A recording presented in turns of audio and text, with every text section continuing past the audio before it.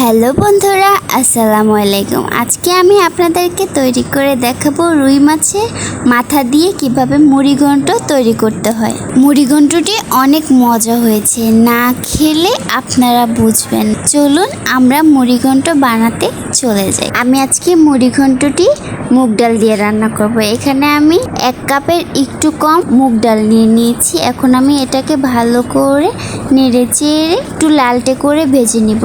দেখে খেয়াল রাখবেন যাতে ডালটা না পুড়ে যায়, লাল লাল করে ভাজা হয়ে যায়।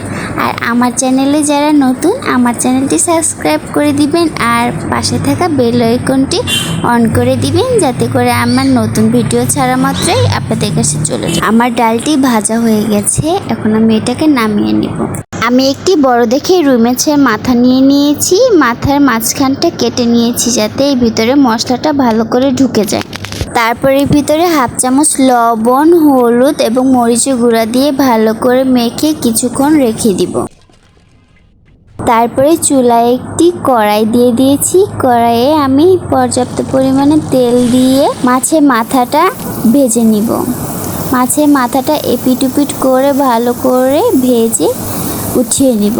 তারপর আমি ওই কড়াইতেই 2টা আলু ভালো করে মাঝখান দিয়ে কেটে আলুগুলো ভেজে নিব। ভেজে আমি উঠিয়ে নিয়েছি। তারপর আমি এখানে 1 কাপ পেঁয়াজ ভালো করে ভেজে তার ভিতরে 1 চামচ আদা বাটা, 1 চামচ রসুন বাটা দিয়ে ভালো করে ভেজে, যাতে কাঁচা গন্ধটা না থাকে ওইরকম করে ভেজে নিব। তারপরে সামান্য একটু পানি দিয়ে দিলাম যাতে করে আমার মশলাটা পুড়ে না যায়। এরপর আমি একে একে এর ভিতরে 1 চামচ লবণ, 1 চামচ হলুদ, 1.5 চামচ মরিচের গুঁড়া, 1 চামচ ধনিয়া গুঁড়া, 1 চামচ জিরা গুঁড়া দিয়ে ভালো করে মশলাটা কষিয়ে নিব। তারপরে দিয়ে দিলাম এর ভিতরে একটা তেজপাতা মাঝখান দিয়ে চিড়ে দিয়ে দিলাম। এরপরে ভালো করে মশলাটা কষিয়ে যখন দেখবেন যে মশলা দিয়ে তেল ছেড়ে দিয়েছে, তখন আমি এর ভিতরে ভেজে রাখা ডাউলটা ধুয়ে এর ভিতরে দিয়ে দিব। এখন এই ডাউলটাকে আমি কিছুক্ষণ কষিয়ে নিব। কিছুক্ষণ নেড়ে চেড়ে ভালো করে কষিয়ে নিব, যাতে করে ডাউলের ভিতরে সব মশলাটা ঢুকে যায়। দেখুন আমার ডাউলটা কষানো হয়ে গেছে। এখন আমি এর ভিতরে 1.5 কাপের মতো পানি দিয়ে দিলাম। পানিটা ভালো করে ডাউলের সাথে মিশিয়ে নিয়ে এখন আমি এটাকে একটু ফুটিয়ে নেব। তার জন্য আমি এটাকে কিছুক্ষণ ঢাকনা দিয়ে রেখে দিব। দেখুন আমার ডাউলটা ফুটে এসেছে। এখন এটাকে আমি একটু নেড়ে চেড়ে এর ভিতরে মাছের মাথাটা দিয়ে দিব।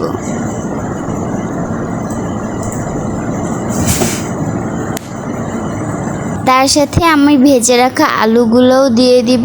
ভালো করে নেড়ে চেড়ে ঢাকনা দিয়ে রেখে দিব 10 মিনিটের জন্য।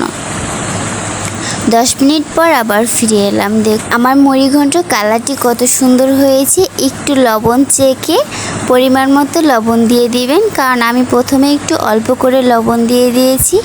অল্প হলে দেওয়া যায়, বেশি হলে এটা খাওয়া যায় না। আমার মুড়িঘণ্টটি রেডি।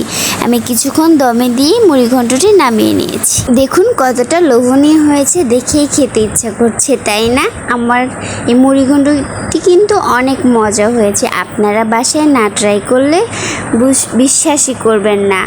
আর আমার চ্যানেলটিতে যারা নতুন, তারা আমার চ্যানেলটি সাবস্ক্রাইব করে পাশে থাকা বেল আইকনটি বাজিয়ে দিবেন, যাতে করে আমি নতুন ভিডিও ছাড়া মাত্র আপনাদের কাছে পৌঁছে যায়। আসসালামু আলাইকুম।